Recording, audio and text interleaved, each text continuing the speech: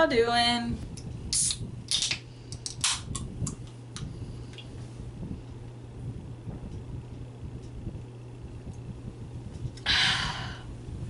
Good stuff. Hey guys, it's Jess. Today I want to talk to you about the third book in the Percy Jackson series. I have been flying through these series, y'all. I have already ordered my Camp Half-Blood t-shirt. It's coming. It should be here next Wednesday. I'm so excited. Anyway, I am finally done with the Titan's Curse. Let's see if the camera can read it. I am done reading The Titan's Curse by Rick Riordan, which is the third book in the Percy Jackson series. I have not already mentioned that. So, okay, this is my favorite book in the series thus far. I am extremely excited. So much stuff happened in this book. It was better than the first book. It was better than the second book. It was better than both of them combined, in my opinion. If you have not read the third book of the Percy Jackson series, once again, we follow our little boy Percy on a quest. Annabeth has gone missing, and Artemis has also been captured. If y'all don't know who Artemis is, she's the goddess of the hunters. And yeah, this book is just so awesome. That's all I really can say right now without really spoiling anything. So if y'all have not read this book, go pick it up, go read it now. My favorite one so far out of the series. Can't wait to see what happens. Okay. If you have not read it, goodbye. Come back later. Go read it. Come back later. Watch the video then. Okay. Bye. Okay, the first thing I want to say about this book. I don't like Talia. I don't know if any of y'all like Talia. I did not like Talia. Talia, I knew it from the end of the last book when Talia came back. I knew with her being Zeus's son and Percy being Poseidon's son, I knew that somehow that was going to be an issue. Another person I don't like. I have noticed, I dislike a lot of characters in these books, except for Percy and Chiron. But I don't like Artemis. I guess technically near the end, she was kind of okay. But for the most part, I don't like Artemis. If she really wanted to, she could allow her hunters to, have guy friends. If you're a male, you are automatically written off in Artemis's eyes as someone, you can't trust, someone who's just not loyal. Pretty much everything that Percy is, like, you can trust him. He's very loyal. That's like, I'm pretty sure Athena said that's his like big fault, is that he's too freaking loyal to his friends. The Oracle. Okay. I have not talked about the Oracle yet, I believe, in any of my other videos, but the first time Percy went into the attic with the Oracle, he was describing this corpse in a dress and this like black hair and like sunken glass eyeballs or something, and I immediately was like no, I would have been gone. Nope. Green smoke that comes out of Oracle's mouth. I probably would have broken an ankle jumping down from the attic trying to get away. It's not bad enough that we have a corpse, okay? There's a corpse in the attic. It's not bad enough that we have to add green smoke coming from this corpse's mouth. And if that wasn't bad enough, the green smoke turns into like this. Isn't supposed to like turn into like a snake or something? It's supposed to make like these little hissing noises or whatever? No, heck no. I'd be out of there. I'd be gone. Kudos to Percy for staying. I would have been gone. So in this book, he goes to visit the Oracle again to ask about how are we supposed to save Annabeth, and the Oracle doesn't say anything. I don't think that's a bad thing, but apparently in Percy's situation, it's a bad thing. He needs the Oracle to speak. Why Percy and Talia are in their little fight, which I love. I love when she's like, oh, I'm so sorry. I like thunderbolted you 10 feet into the water. My bad. She is like legitimately like sorry. And then Percy's like, this is like his Poseidon Greek god powers to bring up this huge wave from the river and like attacks Talia, and he's like, yeah, I'm sorry about that too. Just, I loved it. I didn't like Talia, and I loved that whole little But then the Oracle decides that she's going to interrupt my scene, which I was really enjoying. No.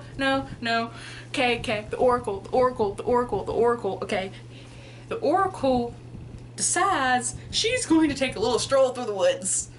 Yeah, you see, just randomly out there, just finished playing Capture the Flag, and you have this little mummy woman in a hippie dress, this little tie-dye, in a tie-dye dress, and she's just kind of like, you know, limping in the middle of the crowd, and she points out Zoe. Now Zoe, at this point, I'm not really sure how I feel about her. Part of me thinks she's kind of a bitch, and part of me really loves her because she's mostly a bitch to Talia. Of course, Percy's like, dude, I went to you asking how to find Annabeth, and you like go out of your way to come give Zoe this prophecy about Artemis. Really, that was kind of a burn. So the prophecy, they had mentioned that one person was going to get lost in the land that did not rain, which, you know, I figured was a desert. And then we also had the other part of the prophecy where someone was going to be killed by their father. So of course, I'm hoping Zeus decides he's going to smite down Talia, but that was just me. Dionysus, okay. I believe he even made a joke about, hey, don't go into any deserts. And like the first 3 places, like, cause they visit that little museum area, what's it called? That's where they work at Bones. It's in DC. Gosh, what's it called? The Smithsonian? I think it's called the Smithsonian. I could be wrong, but I'm pretty sure it's called the Smithsonian. They go to the Smithsonian, and they're trying to get away, and somehow, like, they end up in the one place they were advised not to go, that everyone agreed, yeah, let's not go to the desert. No, they end up in the desert. Of course they end up in the desert. Anka, the 12-year-old, who decides she's going to leave her 10-year-old brother and join the hunters, which I'm pretty sure I've watched a couple of reviews before making this one, and I'm pretty sure everyone pretty much agrees that Bianca was being a little selfish when she did that. Like, she didn't even take a day to think about it. Not even a day. Not even a night. She was like 10 minutes in, you told me, yep, I'm good. I want to be a hunter. This is not supernatural. Being a hunter is not as badass in this book. Well, maybe it's a little badass. They did little bows and arrows, but Bianca goes into this little foot machine, which I'm sorry guys if y'all are offended by what I'm about to say, but it was her fault. Like she said, she's the reason why this huge monster machine was attacking them. So yeah, it was her obligation. It was her responsibility to stop it. So she disappears. I legit thought she was going to show up at the end of the book. I thought when they said, you know, she was lost, obviously I knew she was going to be lost. I just didn't think she was going to be dead. I just figured they were just going to assume she was dead, and then she was going to pop back up in the book, and that didn't happen. I love Apollo. Can we talk about how I love how when Apollo, he shows up and he's all like, yeah, I know we're not supposed to have like direct contact, but no one messes with my little sister. I love big brothers. I love them. especially love him in stories like this. I love how I love the protective big brother, even though Artemis is supposed to be like this big bad maiden. He's very protective of his little sister, and I love how he's just like, you know, F the rules, you're messing with my little sister, therefore I will interfere as much as I freaking want to. We get to Atlas, and we're fighting Atlas, we're fighting Luke, and I'm still thinking about the prophecy. I'm still thinking Talia's gonna die, or I'm thinking maybe even Percy might die. I was thinking maybe Percy might die and maybe he would like get thrown in the ocean and be like brought back. Maybe the death thing meant he was going to die, but he would also be brought back like a minute later. You know, it's happened in a few other series. But anyway, I was almost 100% sure Talia was gonna die, because Percy has to be the prophecy child. I mean, it's Percy Jackson. The series is called Percy Jackson in the Olympians. It has, so he has to be the prophecy child. So since Talia is going to turn 16 before him, she has to be gotten rid of in some way. So I legit thought it was going to be her. So when we're battling Atlas and we find out from Zoe, oh no, by the way, that's my father. I had to close the book for a second. I was like, whoa, son of a honestly, I was not expecting him to be her father. There was plenty of clues throughout the book. Several times there were little hints dropped throughout the book that this was her father. But of course, I know she was, I remember them doing flashbacks with this other dude, and I had figured out it was Hercules. It never occurred to me that the prophecy might be about Zoe until, quite literally, until Atlas knocks Zoe across the room. It did not occur to me until she was thrown to the other side of the room, and immediately I'm like, oh my god, her father just like seriously wounded her. She could die, and at this point I've become attached to Zoe. I really liked Zoe. I was surprised at how much I liked Zoe. And I was extremely surprised how I like broke down in tears at her death. Like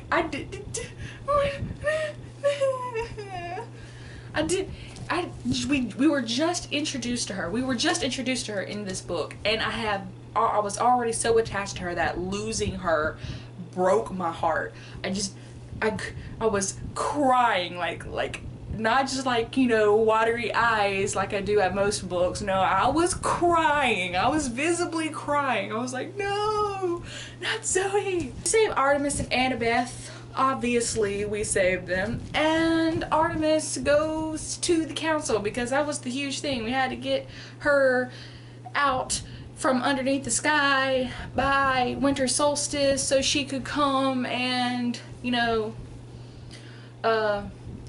give her side on some issues on the council. That was the huge thing. Apparently the council, what they were deciding was the kids of the big three. They were deciding the fate of Talia and Percy, whether or not it was safe for them to live. That must have been awkward. Must have been really awkward just standing there and having someone just talk about your death, whether your potential death, as if you're not in the room. Anyway, Talia, since she didn't die in this book apparently, which I was extremely sad about, she actually decides she's going to join up with the hunter. She's going to be a hunter. She's going to serve under Artemis as her first in command, whatever. And I am not heartbroken one little bit over this. Not even a little bit. Not at all. I really didn't care. I was just like, good riddance. I don't care. At the end with Nico. Okay, I Wasn't not sure how I was going to feel about Nico. The fact that turns out he and Bianca were Hades' kids, I love. I was like, ooh, ooh, ooh. But Nico kind of ruined it because he was being a little brat. Granted, he is 10 years old and he did just lose his one and only sister, but it's not Percy's fault. Percy feels bad enough that he didn't go after the giant instead. But really, when you think about it, it was Bianca's fault to begin with. So technically, it's her fault that she's dead, because they wouldn't be in that situation if she hadn't picked up the daggone little figurine. I mean, so just, it really irritated me when he left and blamed Percy. And he even went as far to blame Percy for the skeleton people that went after them. They're attacking me too. Why would I send someone to attack you and me? That makes no sense. That's all I have to say about the Titan's Curse. Loved this book. It was really sad, really depressing. I'm surprised it's considered middle grade. Or is it considered YA? It might be considered YA, and I've been saying it's been considered middle grade. But anyway, I extremely enjoyed it. I hope y'all did too. Tell me in the thingamajig down below, what did you like about this book? What characters do you like? Did you like Bianca? Did you like Zoe? Do you like Talia? I hope y'all have a good night. I am going to be continuing on with this series, obviously. Bye! But you gotta keep your head up, oh, and you can let your head down, hey. You gotta keep your head up, oh, and you can let your head down, hey. Cheers. Oh, excuse me. Hey, let's get back to Talia. I really don't like Talia.